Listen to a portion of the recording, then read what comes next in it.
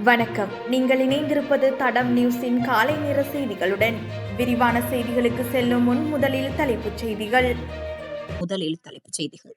தங்க விலையில் சடுதியான மாற்றம். நகை வாங்க உள்ளோருக்கு வெளியான தகவல்.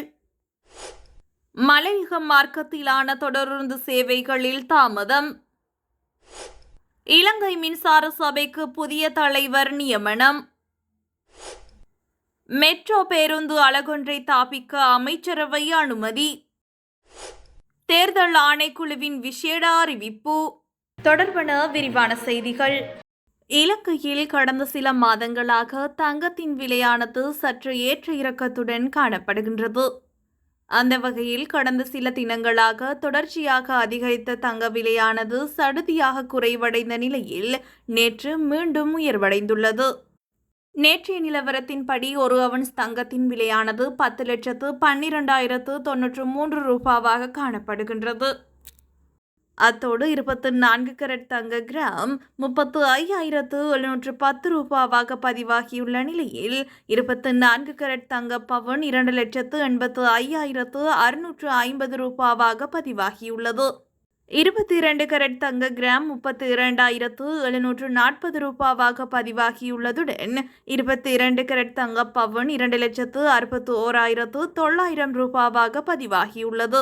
மேலும் 21 கரட் தங்கம் 1 கிராமின் விலை 31,250 ரூபாவாக பதிவாகியுள்ள நிலையில் 21 கரட் தங்க பவுன் நேற்றைய தினம் 2,50,000 ரூபாவாக பதிவாகியுள்ளமை குறிப்பிடத்தக்கது. மலையகம் மார்க்கத்திலான தொடருந்து சேவைகளில் தாமதம் ஏற்பட்டுள்ளதாக தெரிவிக்கப்பட்டுள்ளது. மேலும் பண்டாரவளை தொடருந்து நிலையத்திற்கு அருகில் பாரவூர்தி ஒன்று கவிழ்ந்தமையால் இந்த தாமதம் ஏற்பட்டுள்ளதாக தொடருந்து திணைக்களம் தெரிவித்துள்ளமை குறிப்பிடத்தக்கது. இலங்கை மின்சார சபையின் புதிய தலைவராக பொறியியலாளர் பேராசிரியர் KDMU ஹேமபால நியமிக்கப்பட்டுள்ளார். இவர் வலுசக்தி அமைச்சின் முன்னாள் செயலாளர் ஆவார். இந்த நியமனமானது இலங்கை மின்சார சபையின் கடித தலைப்பின் கீழ் அறிவிக்கப்பட்டுள்ளது. இதற்கிடையில் இலங்கை மின்சார சபையின் தலைவராக இதுவரை பணியாற்றி வந்த பொறியியலாளர் கலாநிதி DJD சியம்பலாபிட்டியவின் ராஜினாமா உடனடியாக அமலுக்கு வரும் வகையில் அங்கீகரிக்கப்பட்டுள்ளதாக குறித்த கடிதத்தில் மேலும் குறிப்பிடப்பட்டுள்ளது. நகர போக்குவரத்துக்கான மெட்ரோ பேருந்து அலகொன்றை தாபிப்பதற்கு அமைச்சரவை அனுமதி கிடைக்கப்பெற்றுள்ளது.